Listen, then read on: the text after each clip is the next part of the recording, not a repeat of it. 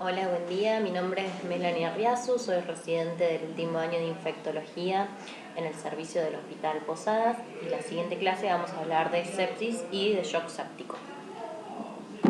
Vamos a comenzar por la definición.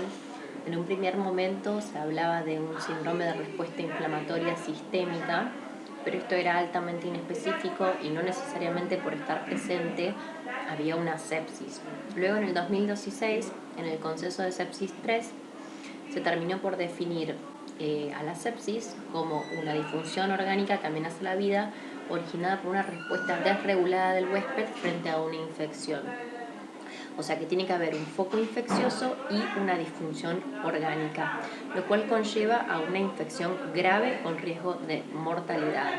Y es importante que es una respuesta inapropiada del organismo, o sea, no cualquier persona va a desarrollar una sepsis. ¿Cómo se va a medir esta disfunción orgánica? Se utiliza un puntaje que es el SOFA. Con un score de SOFA mayor o igual a 2 se puede hablar de sepsis. Aquellos pacientes que tengan un SOFA mayor o igual a 2 tienen un riesgo de mortalidad del 10% en una población general con una infección. Y a continuación les muestro el score de SOFA, donde cada órgano o sistema se mide de acuerdo a un parámetro y eso nos permite sacar un puntaje. Por ejemplo, el respiratorio se mide con la PAFI, que es la presión arterial de oxígeno sobre la fracción inspirada de oxígeno, la coagulación con las plaquetas, el hígado con la bilirrubina, cardiovascular con la presión sistólica o el requerimiento de vasopresores para mantenerla por encima de 65. Sistema nervioso central se mide el Glasgow, renal la creatinina y con todo esto vamos a sacar el puntaje para ver si estamos frente a un cuadro de sepsis. Pero como pueden ver, requiere por ejemplo de un laboratorio. Entonces, como se trata de una emergencia, saber que estoy frente a una sepsis y tengo que actuar rápido, se utiliza el Quick SOFA para hacer una estimación de si yo tengo un paciente con sepsis. Y es midiendo la frecuencia respiratoria, si son más de 22 respiraciones por minuto, la alteración de la conciencia con un Glasgow menor a 15 o una presión arterial que sea menor a 100. Luego vamos a hablar de shock séptico. Este constituye un subgrupo dentro de la sepsis, caracterizado por la falla circulatoria y anormalidades metabólicas y celulares que aumentan marcadamente la mortalidad. Se define como sepsis con hipotensión persistente y refractaria a la influsión de fluidos que requiere vasopresores para mantener una presión arterial media mayor a 65 milímetros de mercurio. Y además que presenta un ácido láctico sérico mayor a 2.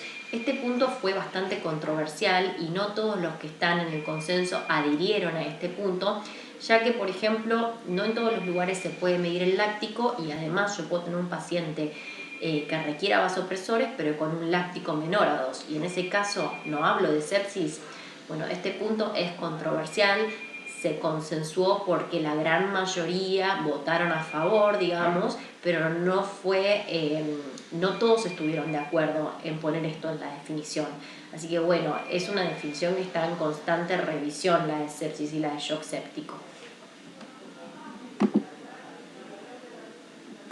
Bueno, y acá les muestro un boletín epidemiológico de Argentina 2020 emitido por el Ministerio de Salud, donde se muestran defunciones según el grupo etario y según la causa y el sexo. Podemos ver que estas septicemias no está por orden esto, digamos, de causas más frecuentes a menos frecuentes, no está por orden, pero sí se puede ver que a medida que aumenta la edad de los pacientes, aumenta el número de defunciones por sepsis y que son números bastante altos de una causa que es tratable, digamos.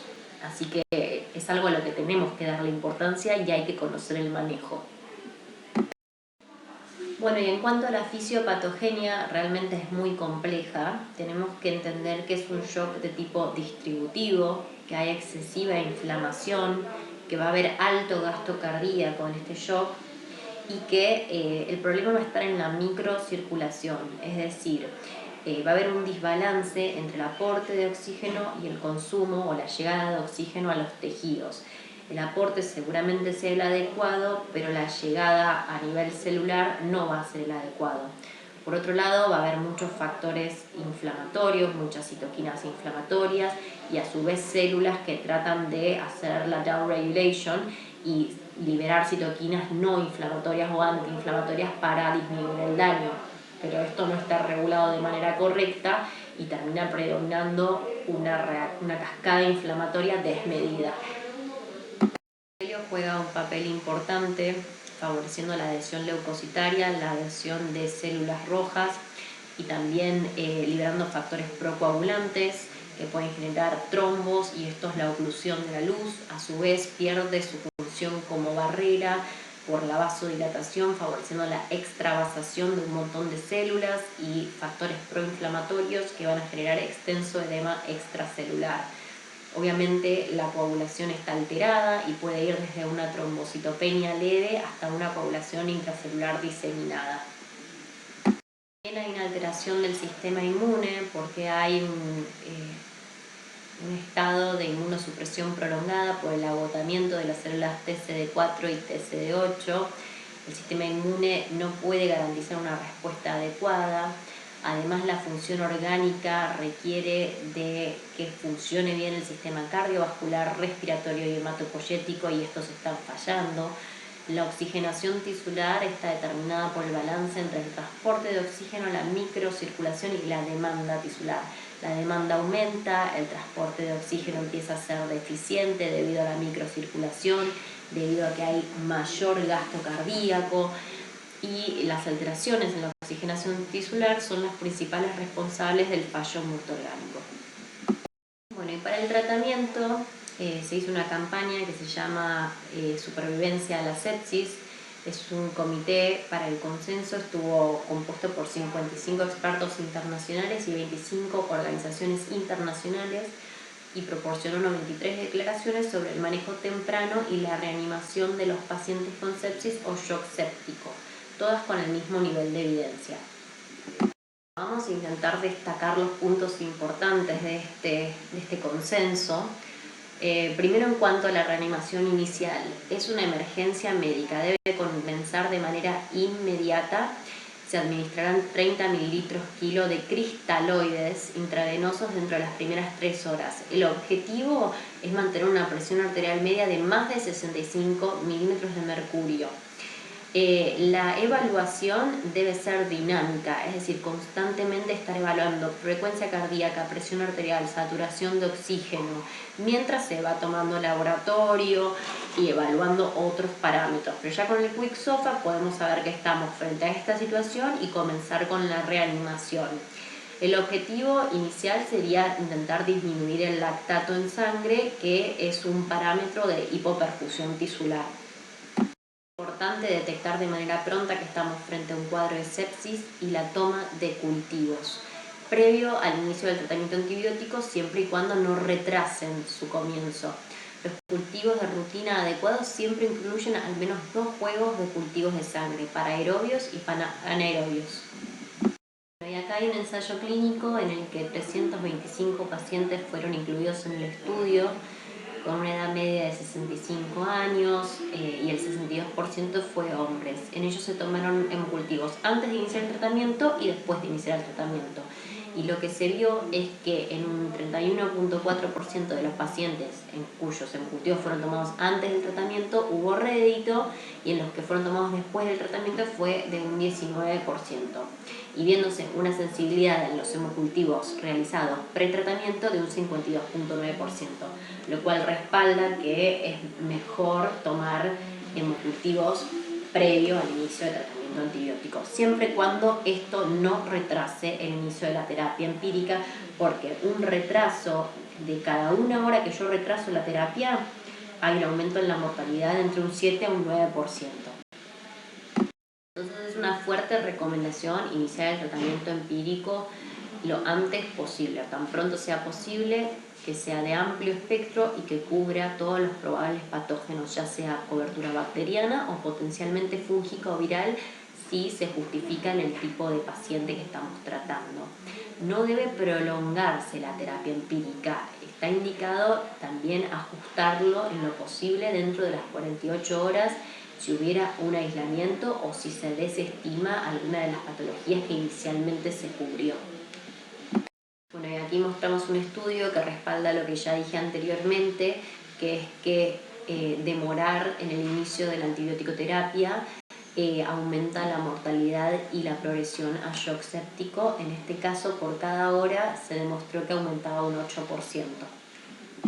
La elección del tratamiento empírico inicial va a depender de múltiples factores, de la naturaleza del síndrome clínico y la localización. Por ejemplo, si yo tengo una celulitis en la piel, tengo que cubrir el estafilococo resistente a meticilina de la comunidad.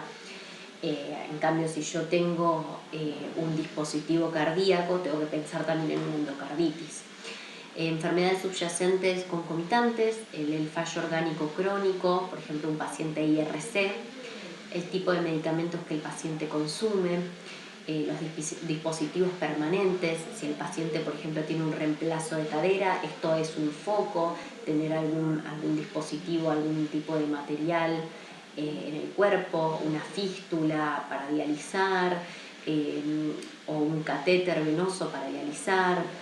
Bueno, en pacientes con inmunosupresión, pacientes HIV, neutropénicos, pacientes oncológicos, infección o colonización conocida reciente con patógenos específicos, si un paciente estuvo internado de manera reciente o tiene hisopado rectal para bacterias resistentes como la KPC, tratamientos antibióticos dentro de los últimos 3 meses, me van a condicionar el tratamiento que yo inicie, si ya tuvo exposición a algún fármaco que me pueda hacer pensar que tiene un germen que ya generó una resistencia a este fármaco. La ubicación del paciente al momento de adquirir la infección, no es lo mismo un paciente que está internado hace más de 72 horas que un paciente que viene de su casa, no son los mismos gérmenes en los que tengo que pensar. La prevalencia de patógenos locales, tanto hospitalarios como de la comunidad, y posibles intolerancias a fármacos o toxicidades.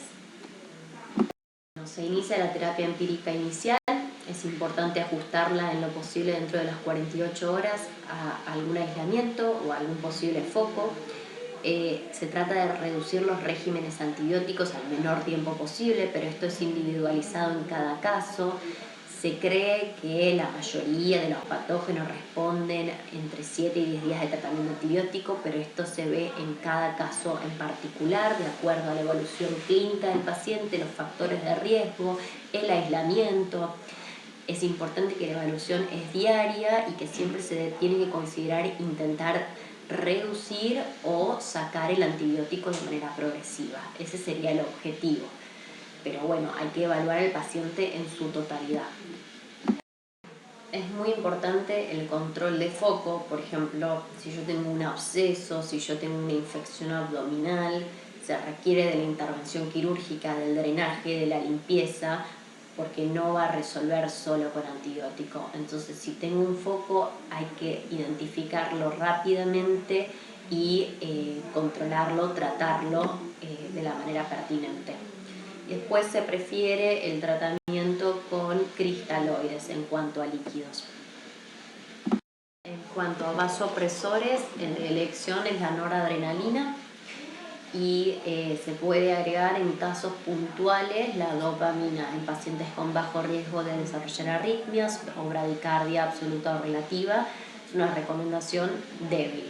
¿Sí? El del uso de la noradrenalina es una recomendación sólida y no se recomienda el uso a bajas dosis de dopamina para protección renal. Bueno, en cuanto a la ventilación mecánica no me voy a explayar mucho, es un manejo muy puntual del ventilador, está subrayado a lo que hay que darle relevancia y es importante saber que esto está dentro del manejo de la sepsis. No se debe utilizar hidrocortisona o corticoides de rutina solamente en situaciones puntuales en las que está indicada, como por ejemplo lo fue en ciertas circunstancias de infección por virus COVID. Transfusiones solo si el paciente lo requiere, con menos de 7 miligramos de decilitros de hemoglobina, y no se recomienda como tratamiento de la anemia inducida por la sepsis. No se recomienda el uso de antitrombina para el tratamiento de la sepsis. Es necesario minimizar la sedación en todo momento, usar la menor sedación posible. Se recomienda hacer profilaxis para trombosis venosa profunda con heparina de bajo peso molecular, en preferencia que heparina no fraccionada, pero ambas funcionan. Y se recomienda la profilaxis para reflujo gastroesofágico solamente en pacientes que tengan factores de riesgo. No es necesario ponerle a todos omeprazol. Además, el control de glucemia debe ser protocolizado. Se debe iniciar una bomba de insulina cuando dos niveles de glucemia son consecutivamente mayores a 180 y se debe hacer en principio controles cada 2 horas y cuando está estabilizada la glucemia, luego se hacen cada 4 horas. Entonces, el manejo de la glucemia en las terapias en general es por bomba de infusión de insulina. Y el bicarbonato, evitar el shock séptico, a pesar de que el láctico esté elevado y es por hipoperfusión, evitar dar bicarbonato para que contrarreste el efecto sobre el pH, porque esto no, es una recomendación débil con moderada calidad de evidencia. Y finalmente, un par de conclusiones. La sepsis es una emergencia médica, requiere atención, manejo y sospecha rápida, inmediata para reducir el riesgo de mortalidad. El inicio de la terapia empírica debe ser dentro de la primera hora, preferiblemente, y es primordial para mejorar el desenlace del cuadro clínico. El diagnóstico del agente etiológico causal es necesario para optimizar el tratamiento dirigido. Su búsqueda debe ser inmediata y prioritaria. Y el manejo del foco, de haberlo, por ejemplo, una colección, un absceso, una apendicitis, lo que fuere, debe resolverse dentro de las primeras 6 horas para un manejo mejor y un mejor resultado clínico.